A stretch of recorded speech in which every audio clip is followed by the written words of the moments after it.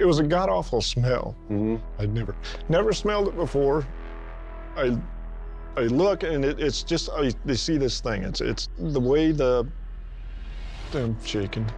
This was never about a television show. 1 minute ago, the mystery around Bryce Johnson suddenly snapped into focus.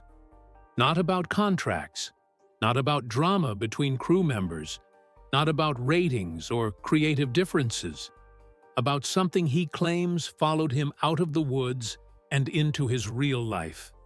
For years, fans of Expedition Bigfoot wondered why one of their most experienced researchers simply vanished from the show without explanation. The network gave the usual story: personal reasons, time with family, the standard exit package wrapped in vague corporate language that meant nothing and explained less.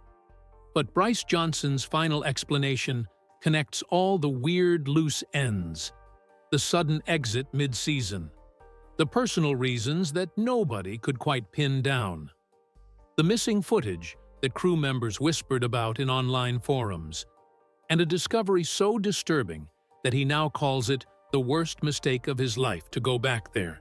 This isn't a story about whether Bigfoot exists. This is about what happens when something in the wilderness decides it knows who you are. To understand why Bryce Johnson walked away from Expedition Bigfoot, you have to go back to the beginning, before the cameras, before the thermal imaging equipment, before any of it became a television spectacle. Bryce grew up in the Pacific Northwest, in logging country, where the forests stretched for miles in every direction, and people still told stories around campfires about things that moved between the trees. His grandfather had been a timber cruiser, one of those men who spent weeks alone in the wilderness surveying land for logging companies. The old man used to sit on the porch of their cabin in Oregon, smoking hand-rolled cigarettes and talking about the woods like they were a living thing with moods and intentions. Bryce remembers one story in particular. His grandfather told him about a week he spent in a remote valley south of Mount Hood, marking trees for a harvest crew. Every night, something circled his camp. He never saw it, but he heard it breathing just beyond the firelight. Heavy, deliberate breaths that sounded too large to be a bear and too purposeful to be anything natural. On the fifth night, he woke to find his axe moved from where he'd left it, stuck in a stump. It was now leaning against a tree 20 feet away, placed there with enough care that it hadn't fallen over. He packed up before sunrise and never went back to that valley. When Bryce was a kid, he thought his grandfather was just trying to scare him. Later, he would understand the old man was giving him a warning. Bryce's interest in cryptozoology started the way it does for most researchers, with curiosity that slowly turned into obsession. He read the Patterson-Gimlin film analysis reports. He studied Native American folklore about forest giants and cannibal spirits. He joined online forums where people shared thermal images and audio recordings of howls that didn't match any known animal. By his mid-20s, he was leading his own expeditions into the Cascade Range, camping in places where the tree canopy grew so thick that noon looked like dusk, and the silence felt heavy enough to press against your eardrums. The early years were exciting, in a way that had nothing to do with finding proof. It was about being out there, away from civilization, testing himself against the wilderness and occasionally catching something strange on a trail camera or hearing a sound that made his skin prickle. He met other researchers, people who'd dedicated years to this same pursuit, and they shared stories over camp stoves about thermal hits and wood knocks and the time they swore they saw something massive duck behind a ridgeline just as they raised their binoculars. Some of them were true believers. Others were skeptics who couldn't quite explain away what they'd personally witnessed. Bryce fell somewhere in the middle. He wanted proof, but he also understood that some things in the forest didn't particularly care about being proven. When the Discovery Channel approached him about Expedition Bigfoot in 2019, Bryce had already spent 15 years in the field. He knew the networks had tried this format before with varying degrees of success. Most cryptozoology shows were either too sensational, manufacturing drama where none existed, or too dry, turning genuine mysteries into academic exercises that lost audiences after 3 episodes. The producers promised him this would be different. Real science, real equipment, real expeditions to locations where the data actually suggested something unusual was happening. They brought in Dr. Mireya Mayer, a primatologist with legitimate credentials. They hired Russell A. Cord, a former military survival expert. They assembled a team that could genuinely investigate rather than just stumble through the woods with night vision cameras looking scared. Bryce signed on because he believed in the mission. He thought maybe, with proper funding and professional equipment, they could finally gather evidence that would stand up to scientific scrutiny. The first season felt promising. They investigated thermal hits in Oregon's Blue Mountains. They analyzed audio recordings of alleged vocalizations. They used drone technology to map terrain and identify potential habitats. The ratings were solid enough that Discovery renewed them for a second season, then a third. By season 4, Expedition Bigfoot had developed a loyal following among people who appreciated the show's more measured approach compared to the screaming and running that characterized most paranormal television. But something changed during season 4. The team had been analyzing patterns in reported sightings across the Pacific Northwest, looking for geographical clusters that might indicate movement corridors or territorial boundaries. Their data analyst, a woman named Ronnie LeBlanc, who specialized in mapping paranormal phenomena, noticed something unusual. There was a remote valley in Washington state, roughly 30 miles from the nearest logging road, where multiple reports converged over the past 40 years.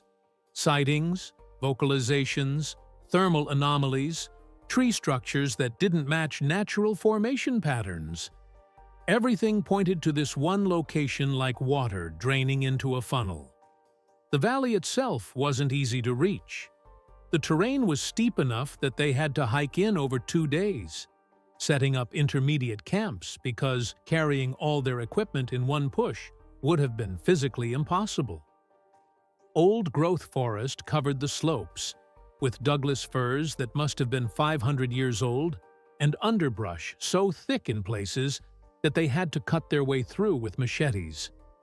Bryce remembers thinking the valley felt isolated in a way that went beyond just being remote. It felt forgotten, like a place the world had moved past and left behind. They established their base camp near a creek bed, where the water ran cold and clear over smooth stones.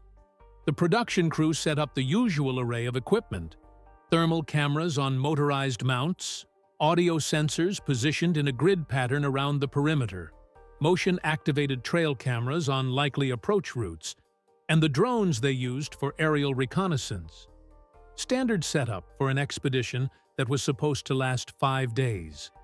They would do systematic sweeps of the valley, document any unusual findings, and hopefully capture something meaningful on film. The first day passed uneventfully. They hiked the southern ridgeline, looking for tree breaks or footprints in the soft soil near the creek. That night around the camp, everyone was in good spirits, telling stories and joking about how they were probably going to spend 5 days in the woods and find nothing but mosquito bites and sore feet. Bryce sat near the fire, listening to the forest settle into its evening rhythms. Insects chirping, a breeze moving through the upper canopy, the occasional crack of a branch as the temperature dropped and wood contracted. Normal sounds, the sounds you expect. The second day, things started to feel different. Bryce couldn't put his finger on it at first. The team split into pairs to cover more ground. and he went with Russell to investigate the northern section of the valley, where the slope steepened into a series of rocky outcrops. They found what looked like a game trail, but it was wider than any deer path Bryce had ever seen. The vegetation on either side was pushed back, broken at a height that suggested something significantly larger than an elk had passed through recently. Russell knelt down, examining the disturbed earth. No clear prints, but the dirt looked compressed in a pattern that didn't match four-legged movement. That afternoon, they found the first structure, a fallen tree propped against two standing trunks in a configuration that created a rough lean-to. The wood was weathered, so it could have been there for months or even years, but the positioning felt deliberate. Natural tree falls don't usually result in such stable arrangements. Russell pulled out his phone to take measurements while Bryce walked around the structure, noting how it faced downhill toward where they'd set up camp. From this vantage point, you could see their tents through gaps in the foliage below. Someone or something using this shelter would have had a clear view of their entire campsite. They documented the find and hiked back as the sun started to dip below the ridgeline. The light in the valley changed quickly once the sun dropped, going from late afternoon gold to dusky blue in what felt like minutes. By the time they reached camp, the production crew had already started preparing dinner on their propane stoves. Dr. Mayer was reviewing thermal footage from the previous night, looking for anomalies. She'd found a couple of heat signatures that passed through the outer sensor perimeter around 3 in the morning. But they were inconclusive. Could have been deer, could have been coyotes, could have been thermal artifacts from temperature variations in the air. Bryce ate his dehydrated camping meal and tried to shake the feeling that had been building all day. The valley felt smaller now than when they'd arrived. The walls seemed steeper, the forest thicker. He mentioned it to Russell, who just shrugged and said remote locations always felt a little claustrophobic after a couple days. Your brain starts to fixate on the isolation. Bryce wanted to believe that was all it was, just his mind playing tricks after too many hours hiking through dense forest. The third night, everything changed. They'd settled into their tents around 10 o'clock after reviewing the day's footage. Nothing dramatic had been captured, but they had documented several more tree structures and found scat that didn't match any identified animal species in the region. The samples would be sent for DNA analysis once they returned to civilization. Bryce lay in his sleeping bag, listening to the usual night sounds filter through the thin nylon walls of his tent. He was drifting toward sleep when he noticed something odd. The insects had stopped chirping. Complete silence fell over the valley so suddenly it was like someone had thrown a switch. No cricket songs, no owls, no rustling of small animals in the underbrush. Just dead, oppressive quiet that made his ears ring. Bryce sat up in his sleeping bag, his heart rate already climbing before his conscious mind had fully registered what was wrong. In the wilderness, silence means something is wrong. Prey animals go quiet when predators are near. The entire forest doesn't go silent unless something big enough to be a threat to everything has entered the area. He heard Russell moving in the tent next to his, a whispered conversation with one of the cameramen who'd been sleeping there. Then he heard it. Footsteps. Heavy, deliberate. Footsteps moving through the camp perimeter, with a weight that suggested something much larger than a person. The sound was distinct even on the soft forest floor, a rhythmic crunch of vegetation being compressed under significant mass. Whatever was out there wasn't trying to be quiet. It was circling the camp in a steady pattern, like something conducting a methodical inspection. Bryce's hands were shaking as he reached for the flashlight in his gear bag. The beam felt pathetically small when he clicked it on, barely penetrating the darkness beyond his tent's mesh window. He could hear the production crew stirring now, voices tight with tension as people called out to each other, trying to account for everyone's location. The footsteps stopped. The silence that followed was somehow worse than the sound of movement had been, because now they knew something was out there, and they knew it could hear them.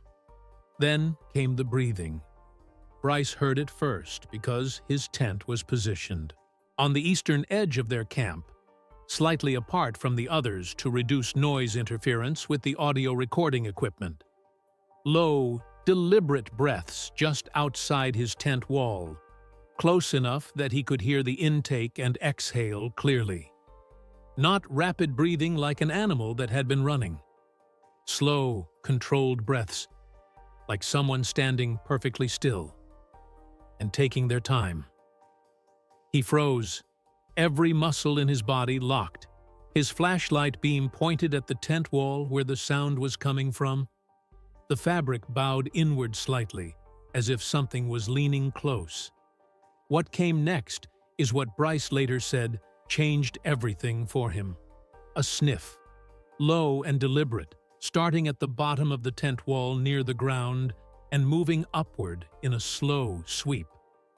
The sound of something large drawing air through its nostrils, sampling scent, learning. It wasn't the sniff of a predator testing prey.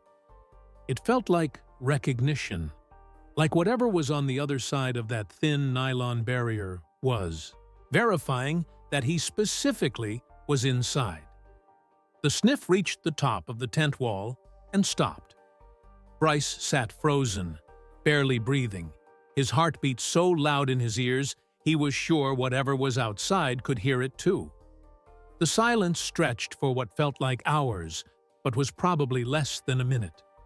Then the footsteps resumed, moving away from his tent in that same deliberate pattern, circling back toward the tree line.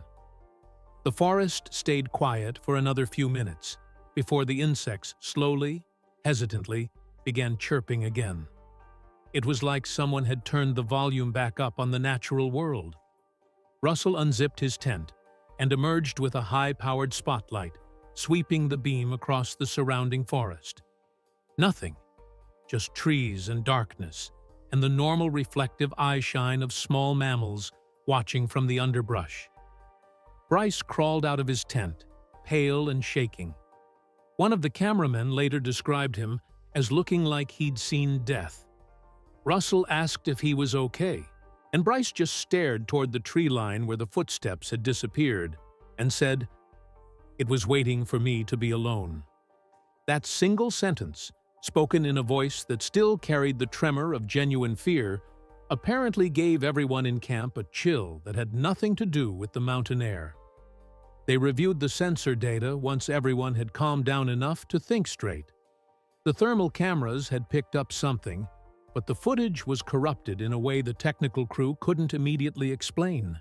Static interference that shouldn't have been possible given their equipment specifications.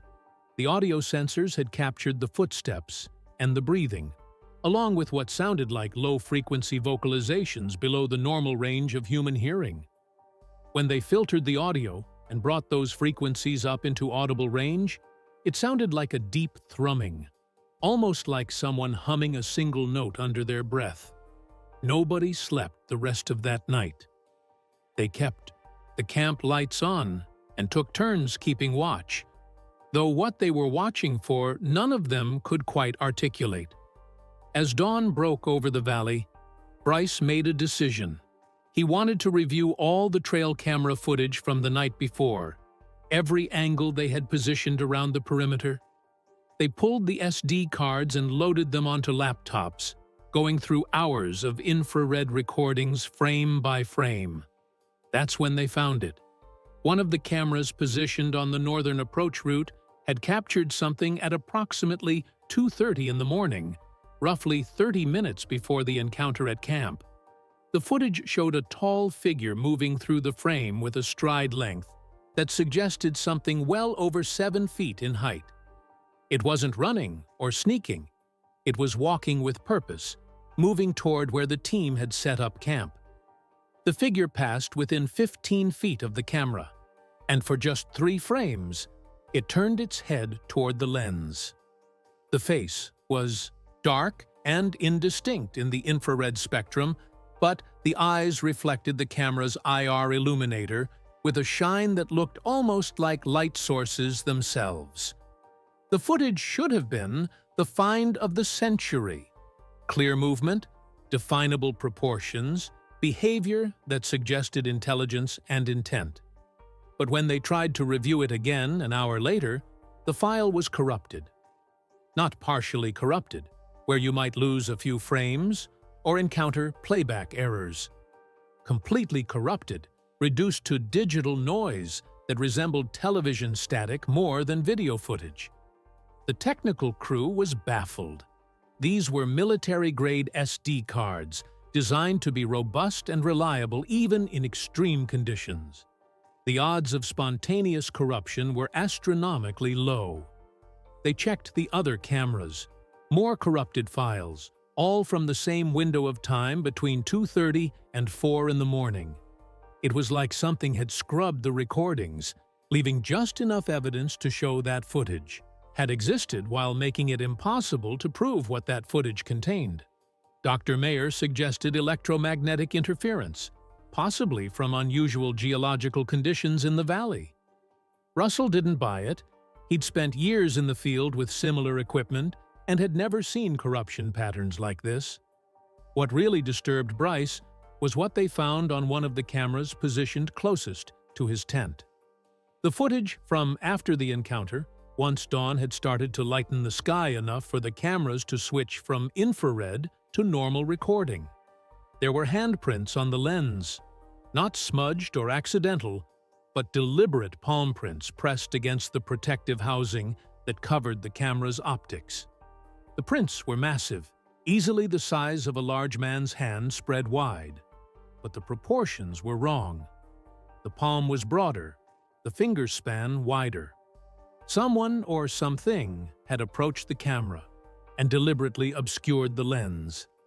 The discovery sent a ripple of unease through the entire crew. It wasn't just that something had been in their camp during the night. It was that, whatever it was, had shown a clear understanding of what the cameras were and how to interfere with them. That implied intelligence, planning, awareness of being observed. It suggested they weren't studying some primitive forest creature. They were dealing with something that understood it was being studied and was taking steps to avoid documentation. By the fourth day, the atmosphere in camp had changed completely. The initial excitement of the expedition had evaporated, replaced by a tension that made everyone jumpy and short-tempered. They were supposed to stay for one more night, but several crew members were quietly suggesting they pack up early and hike out.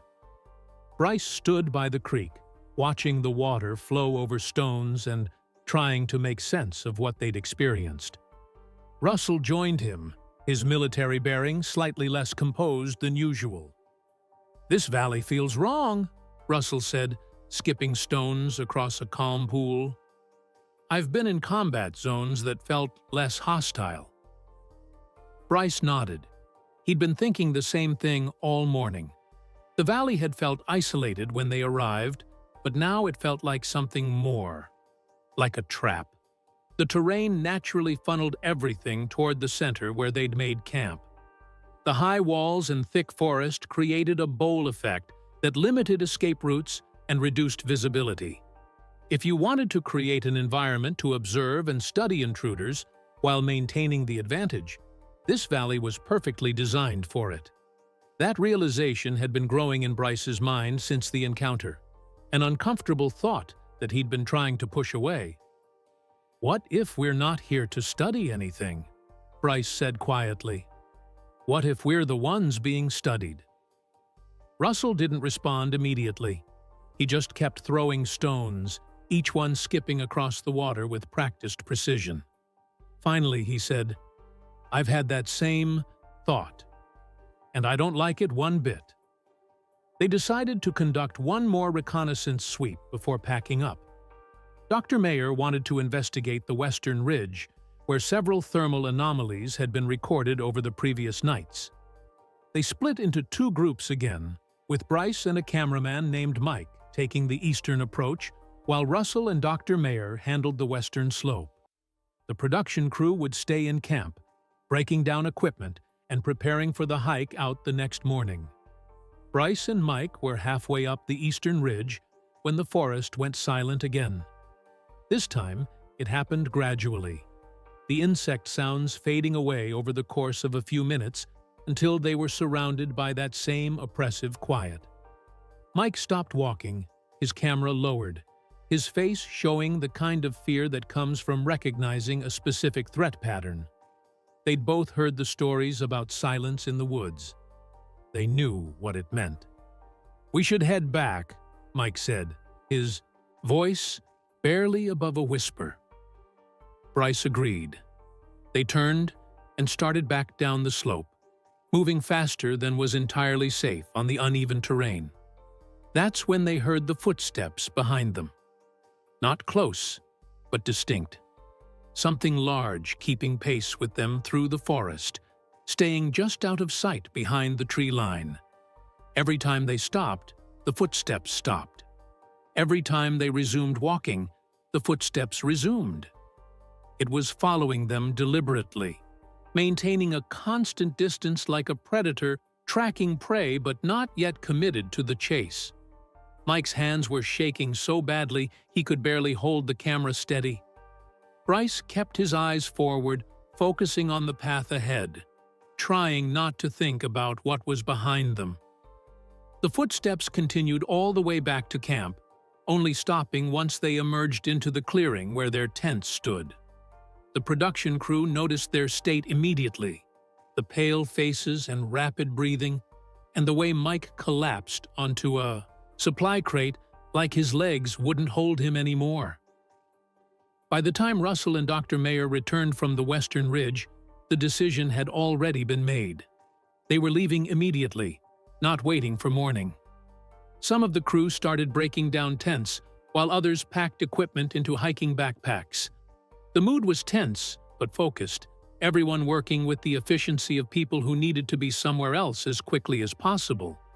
Dr. Mayer tried to maintain scientific objectivity, suggesting they were letting fear override rational assessment of the situation. But even she didn't push back too hard when Russell said they were hiking out before nightfall.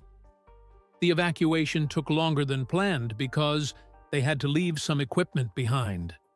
The heavier pieces, things like the motorized camera mounts and several of the larger sensor arrays, were simply too heavy to carry out in a single trip. They cached what they couldn't take in a dry location under tarps, planning to retrieve it later with a larger crew. Bryce remembers taking one last look at the valley as they started the hike toward the logging road. The late afternoon sun was casting long shadows between the trees, and something about the way the light fell made the whole place look wrong, like a photograph where the perspective doesn't quite line up. They made it back to the vehicles by dusk, everyone exhausted but relieved to be out of the valley. The ride back to their hotel was quiet, none of the usual post-expedition chatter about what they'd found or what the footage might show. Everyone seemed lost in their own thoughts, processing what had happened in their own way. Bryce stared out the window at the passing forest, wondering if he'd just made the biggest mistake of his career by leaving early, or if he'd narrowly avoided something worse. The footage they did manage to bring back was turned over to the production company for review. Standard procedure was that all raw footage went through editorial to be logged, sorted, and assessed for usability before decisions were made about what would make it into the final cut of the episode. Bryce expected to be called in for interviews, to provide context for what they'd experienced, and help construct the narrative that would tie the episode together. Those calls never came. Instead, what came were the lawyers. 2 weeks after returning from the valley, Bryce received a formal letter from Discovery's legal department. The language was dense and filled with television industry jargon, but the core message was clear enough. The footage from the Valley expedition was being held under special review pending technical analysis and network approval. All crew members were reminded of their non-disclosure agreements and were advised not to discuss specific details of the expedition publicly until further notice. The letter was signed by people Bryce had never heard of, not the producers he'd been working with for 4 seasons, but representatives from something called Northfield Systems Division 7. He tried calling the producers. Phone calls went to voicemail. Emails received automated responses about being out of office. Even Dr. Mayer and Russell seemed to have gone radio silent, which was unusual because they typically maintained contact between filming seasons. Bryce felt like he was being frozen out, isolated from the team he'd worked alongside for years. The paranoia started small, just a nagging feeling that something wasn't right about how the network was handling the situation. But as weeks turned into months with no communication and no updates about when the Valley episode would air, that paranoia grew into something closer to genuine concern. What really started to disturb him were the dreams. They began about a month after the expedition, subtle at first. He would dream he was back in the valley, standing by the creek in pre-dawn darkness. In the dreams, he could hear something, moving in the forest, that same deliberate pattern of footsteps circling just beyond the tree line. But when he tried to leave, tried to hike back toward the logging road, the terrain had changed. The paths were different. The landmarks moved, like the valley itself was shifting to keep him contained. He would wake in his own bed, heart racing, with the absolute conviction that something was watching him through the bedroom window. The dreams got worse, more frequent, more vivid, more intrusive into his waking thoughts. He started having trouble sleeping, lying awake for hours listening to the normal sounds of his neighborhood and trying to convince himself that the creak of his house settling wasn't footsteps, that the rustle of wind through trees wasn't something approaching. His girlfriend at the time noticed the change, the way he'd become jumpy and withdrawn, and tried to get him to talk about what happened in the valley. But the non-disclosure agreement hung over every conversation, and even if it hadn't, Bryce wasn't sure how to explain what he felt. Because the truth was, he felt watched. Not paranoid imagination or post-expedition stress, but genuine, persistent awareness of being observed. When he went grocery shopping, when he walked his dog, when he sat in traffic, there was always that feeling of eyes on the back of his neck. He started checking his rearview mirror obsessively, scanning crowds for faces that didn't belong, looking over his shoulder at every opportunity. His girlfriend said he was acting crazy, that the stress of the show was getting to him. She left after he refused to seek therapy and wouldn't explain what was really bothering him.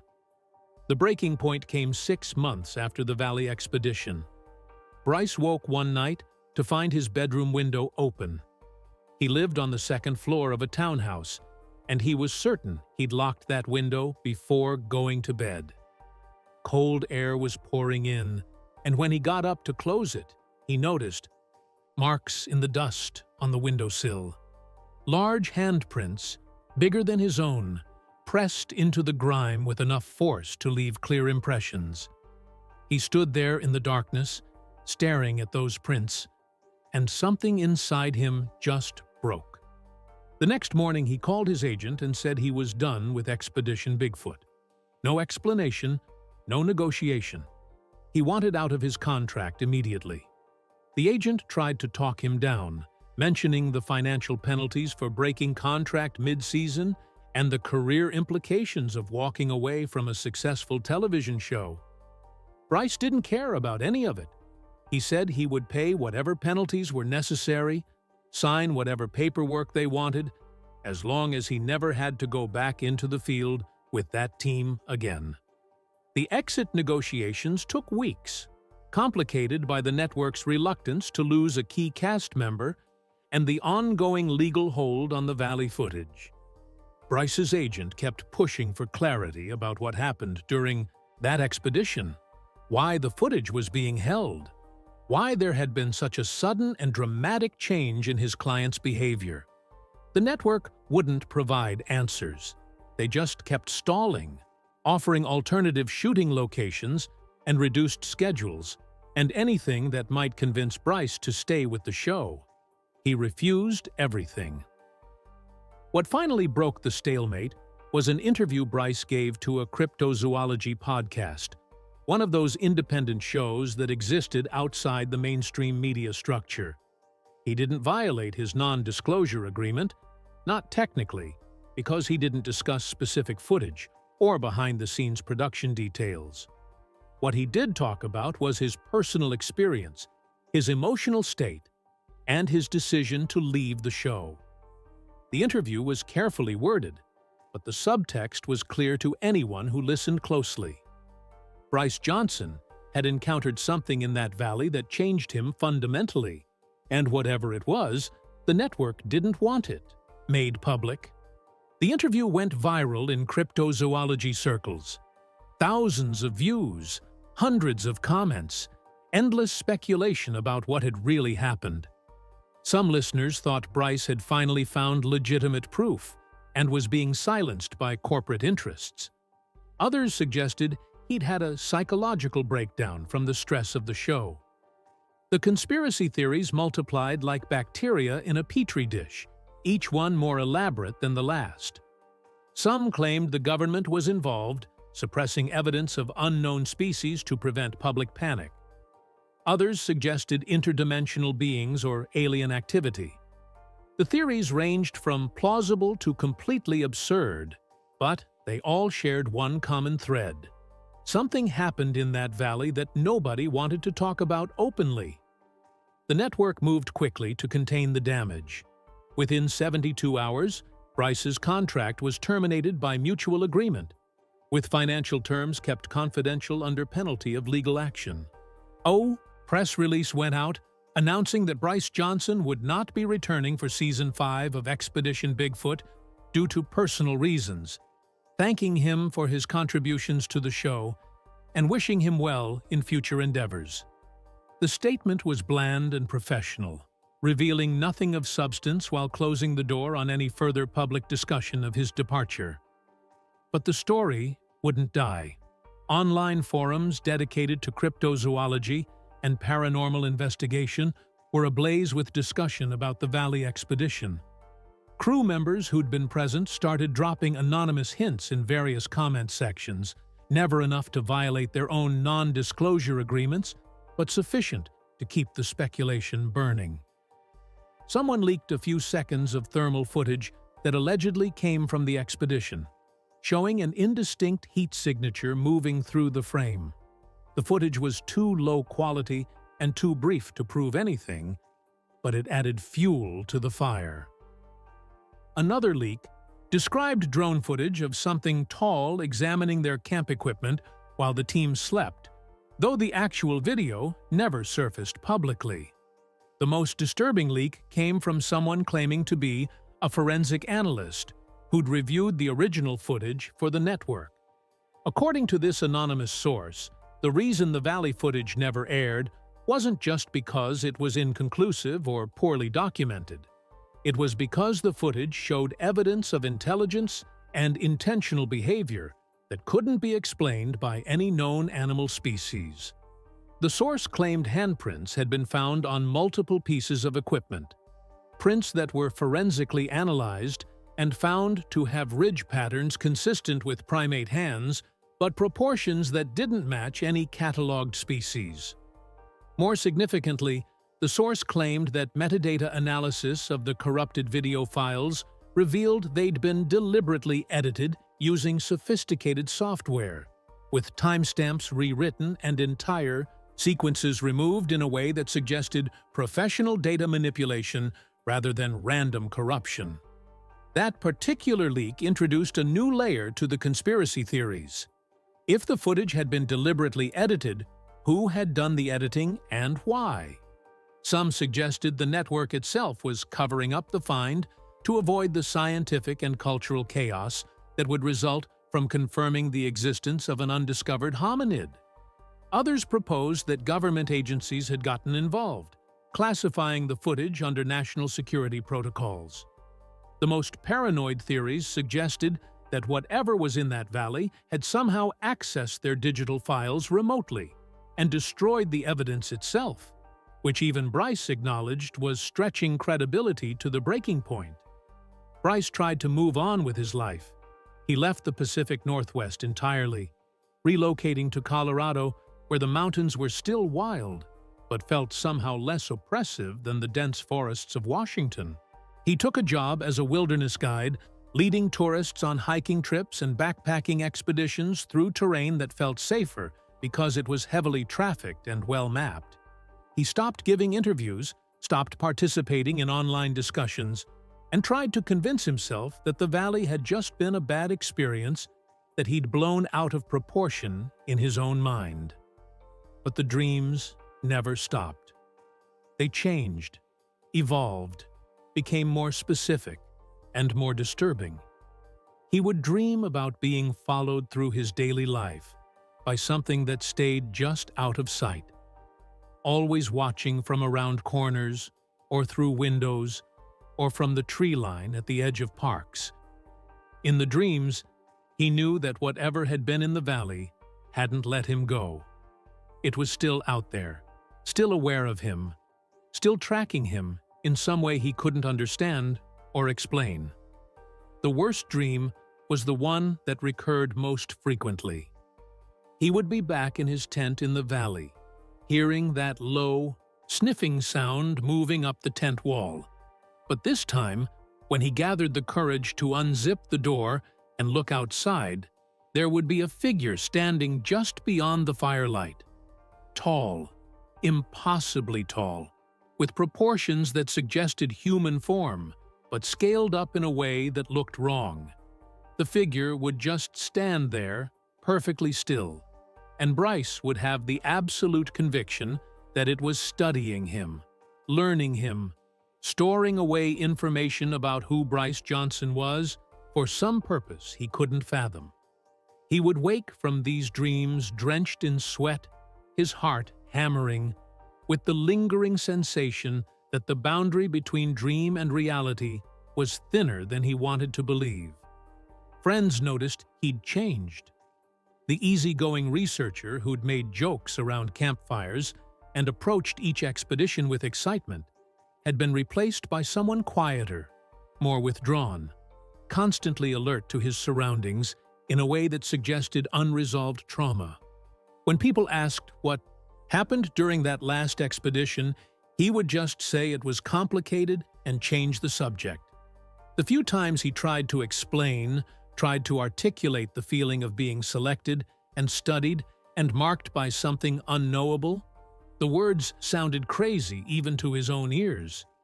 How do you explain to someone that you feel cosmically unsafe, that something in the wilderness has singled you out for attention and won't let go?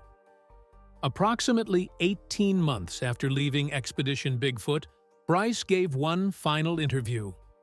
This one was different from the podcast appearance that had accelerated his departure. This was a long-form conversation with a documentary filmmaker who specialized in interviewing people who claimed to have had life-changing paranormal encounters.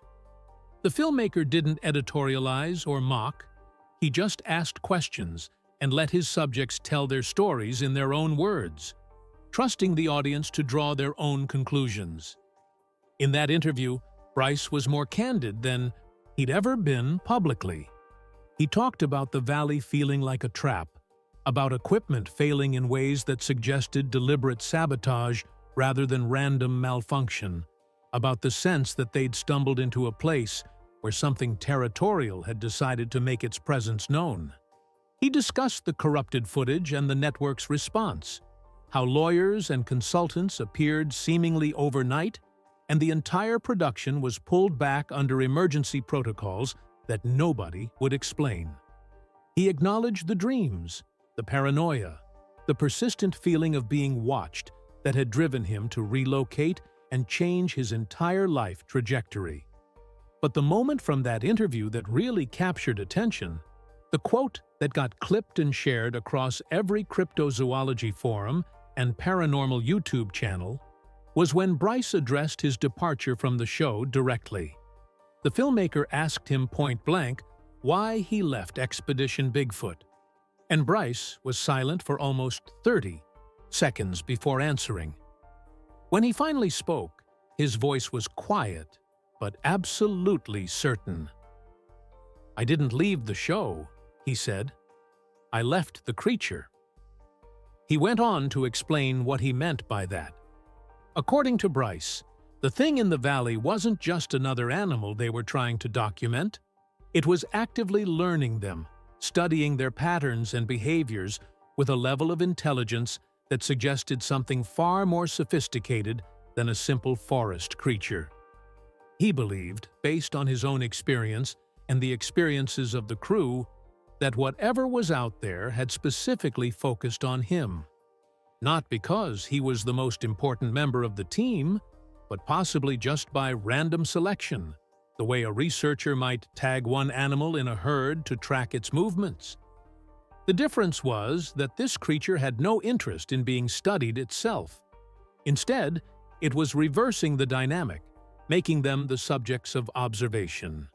Bryce described feeling like prey being stalked by something patient enough to watch and wait rather than simply attack. He talked about the handprints on equipment, the corrupted footage, the way things moved in their camp after they thought they were alone.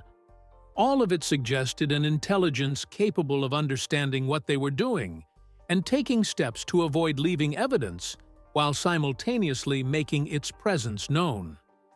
What really disturbed Bryce, what ultimately drove him away from cryptozoology entirely, was the realization that the creature had learned to identify him specifically. That sniffing at his tent, the way something circled back to his position multiple times throughout the night, the dreams that felt less like imagination and more like something trying to maintain contact across distance. He became convinced that whatever was in that valley had somehow locked onto him as an individual, storing away his scent or his appearance or some other identifying marker that allowed it to track him even after he'd left the valley and returned to civilization. "It knows who I am now," Bryce said in the interview, staring directly at the camera with an intensity that was difficult to watch. "That's the part that nobody wants to talk about. We went into the woods to find proof of something unknown, and instead, we became known to it. That's why I left. Not because I was scared of what we might find out there, but because I realized it had already found me." The interview ended with Bryce's final thoughts on the valley and what had happened there. He acknowledged that he had no scientific proof for his feelings, no empirical evidence that would convince skeptics or validate his experience to researchers. All he had was his own certainty, forged through direct encounter, that some discoveries aren't meant to be made because they fundamentally change the relationship between observer and observed.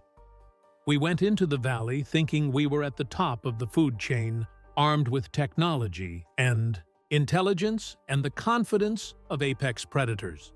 What we discovered was that in that particular place, on that particular night, we weren't the ones doing the hunting." The documentary aired on a streaming platform specializing in paranormal content, reaching a relatively small but dedicated audience. The response was predictably mixed. True believers saw it as confirmation that Expedition Bigfoot had gotten closer to legitimate proof than any previous show, only to have the evidence suppressed by corporate or governmental interests. Skeptics dismissed Bryce's account as the unfortunate result of trauma or stress. A man who'd had some frightening experiences in the woods and constructed an elaborate narrative to make sense of natural phenomena he didn't fully understand. What nobody outside the immediate production circle knew was what happened to the footage. According to sources who would only speak on condition of anonymity, The material from the Valley expedition exists in its entirety on secure servers owned by a subsidiary of Discovery's parent company. The footage has been reviewed by specialists in forensic video analysis, primatology, and even cognitive psychology to assess the behavior patterns shown in the recordings. The official conclusion, as reported by these anonymous sources, was that the footage showed anomalous activity that couldn't be conclusively attributed to known animal behavior, but also didn't meet the threshold of proof required for scientific publication. The unofficial conclusion, the one whispered in private conversations and hinted at in vague online posts, was that the footage showed something impossible. A bipedal figure demonstrating tool use, strategic thinking, and awareness of being filmed. Behavior that crossed the line from animal intelligence into something closer to human cognition, but displayed by something that was very clearly not human. The handprint analysis reportedly showed dermal ridge patterns consistent with primates, but with unusual characteristics that didn't match any cataloged species, living or extinct. The size and proportions suggested something between 8 and 9 feet tall, based on comparative measurements with objects in frame. More disturbing were the reports about the audio. When sound engineers isolated and enhanced the low-frequency vocalizations captured during the encounter, they allegedly found patterns that suggested proto-language. Not random grunts or animal calls, but structured sound with repetitive elements that could indicate rudimentary communication. Combined with the behavioral evidence, the cognitive awareness, and the physical characteristics, the material presented a picture of something that challenged fundamental assumptions about what exists in the North American wilderness. The network's decision to bury the footage wasn't motivated by corporate conspiracy or government pressure, according to these sources. It was motivated by something more practical and perhaps more disturbing. Nobody knew what to do with it. Broadcasting footage that suggested the existence of an undiscovered hominid species would invite scientific scrutiny that Discovery wasn't equipped to handle. It would mean peer review, academic analysis, verification protocols that could take years and might ultimately discredit the entire show. The network would face accusations of hoaxing, fabrication, and opportunistic deception, even if the footage was legitimate. More significantly, there were ethical considerations that nobody in the production had anticipated when they started the show. If the footage proved the existence of an unknown species, it would transform Expedition Bigfoot from entertainment into something resembling an ecological disaster. The valley's location would become public knowledge through investigative journalism. Researchers, tourists, and curiosity seekers would flood the area.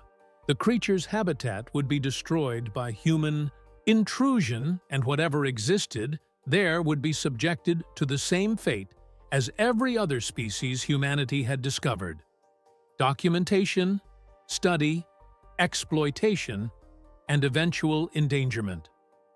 The irony wasn't lost on Bryce when he learned, through back channels and quiet conversations with former colleagues, what had really motivated the network's decision. They'd set out to prove the existence of something extraordinary, and when they got closer than anyone expected, the responsible thing to do was to bury the evidence and walk away. The valley was left alone after that expedition. No return trips, no equipment retrieval missions, no follow-up investigations. The show continued filming in other locations, investigating other sightings, but always avoiding that particular region of Washington state, as if it had been marked off limits by unspoken agreement.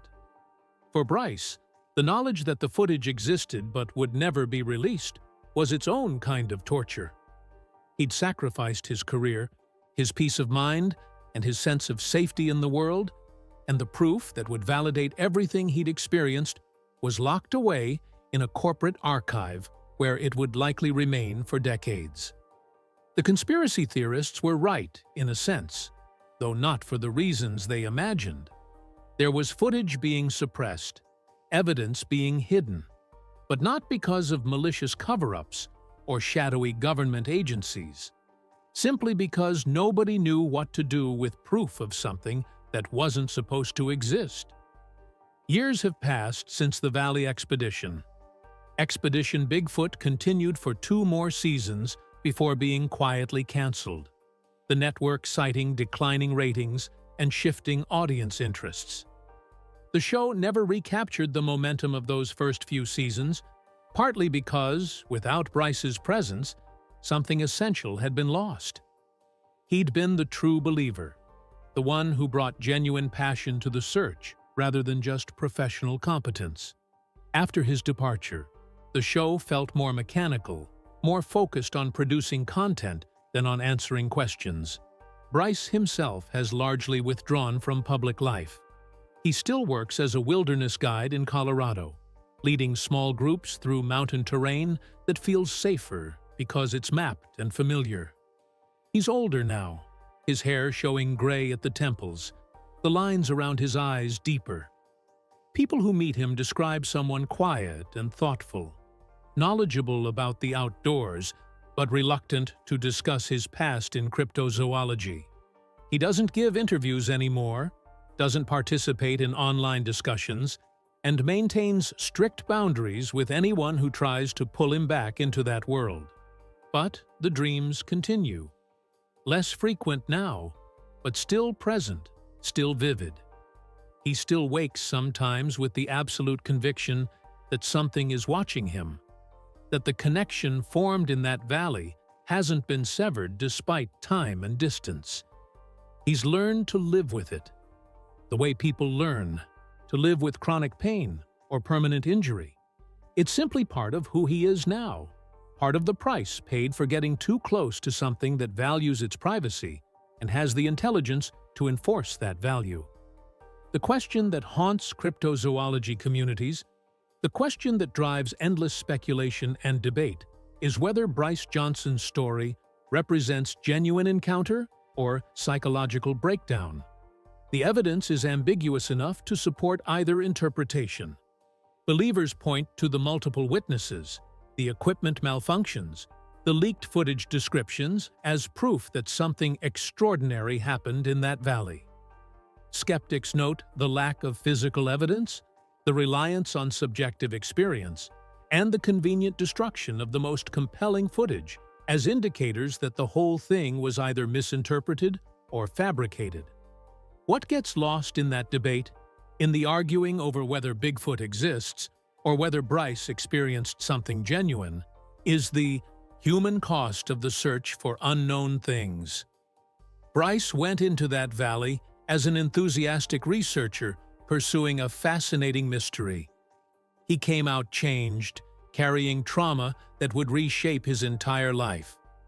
Whether that trauma resulted from encountering something impossible or from the psychological pressure of working in isolation under stressful conditions, almost doesn't matter.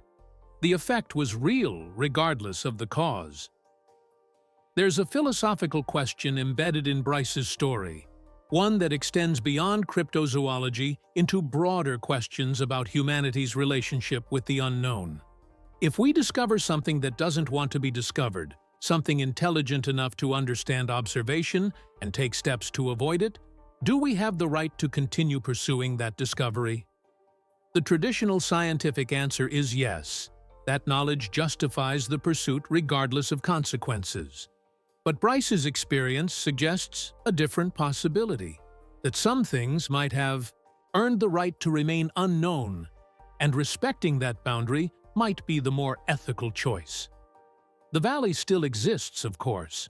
Those same ridges and forests, that same isolated terrain where data points converged and something decided to make its presence known. Other researchers have tried to investigate it since Expedition Bigfoot's aborted expedition, but none have reported findings as dramatic as what Bryce's team allegedly experienced. Whether that's because the valley was empty all along, or because whatever was there learned to be more careful about avoiding human observation, or because lightning simply doesn't strike twice in the same place, nobody can say with certainty. What we do know, what isn't subject to debate or speculation, is that Bryce Johnson walked into that valley as one person and emerged as someone fundamentally different. The mystery around his departure from Expedition Bigfoot, the question that drove so much speculation and so many conspiracy theories, has been solved in the sense that we now understand his motivations. He left because staying meant continuing to search for something that had already found him, and living with the constant awareness of being observed by an intelligence he couldn't understand or escape. That's the horrifying truth buried in this story. Not that Bigfoot might exist, not that evidence was suppressed, or that networks prioritize profit over disclosure. The horror is in the realization that humanity might not be alone at the top of the cognitive hierarchy, that there might be other forms of intelligence in the wilderness that prefer to remain hidden and have both the capability and the will to enforce that preference. Bryce's story suggests we're not always the observers in the natural world. Sometimes we're the observed, studied, and assessed by something that understands us far better than we understand it. The final word should perhaps go to Bryce himself from that last interview where he was more candid than he'd ever been publicly. The filmmaker asked him if he regretted going to the valley, if he wished he could go back and make different choices. Bryce thought about it for a long moment, staring at something beyond the camera before answering. "I don't regret the search," he said quietly. "I regret what the search found. There's a difference between looking for something and being seen by it. We were looking for proof that we weren't alone in the woods. We got that proof, but not in any way that can be shared or documented or validated. And now I have to live knowing that somewhere out there, in some valley I couldn't find again if I tried, something knows my name even though I never spoke it aloud." That image stays with you. Bryce Johnson, experienced researcher and wilderness expert, haunted not by what he saw, but by what saw him, carrying the weight of being known by something unknown, marked by an encounter that can never be proven, but can never be forgotten. The mystery is solved in that we understand why he left, why he changed, why he withdrew from a career he'd built over 15 years. But the deeper mystery, the question of what really exists in that valley and what it wanted from the people who stumbled into its territory, remains unanswered. Perhaps that's how it should be. Perhaps some questions are meant to remain questions, some boundaries are meant to stay uncrossed, and some parts of the wilderness are meant to keep their secrets. Bryce Johnson learned that lesson in the hardest way possible, and his story serves as a warning to anyone else who thinks they can pursue the unknown without consequences. The search for truth always carries a price.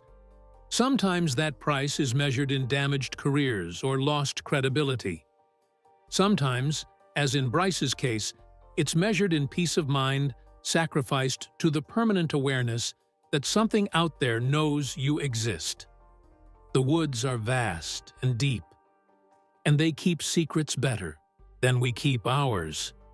Whatever happened in that valley, whatever Bryce Johnson encountered or thought he encountered, it changed him completely.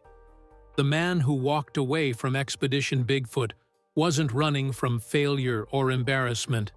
He was running from something that had gotten too close, seen too much, learned too well. And the most terrifying part of his story isn't what he found in the wilderness. It's the lingering question of whether it ever really let him leave.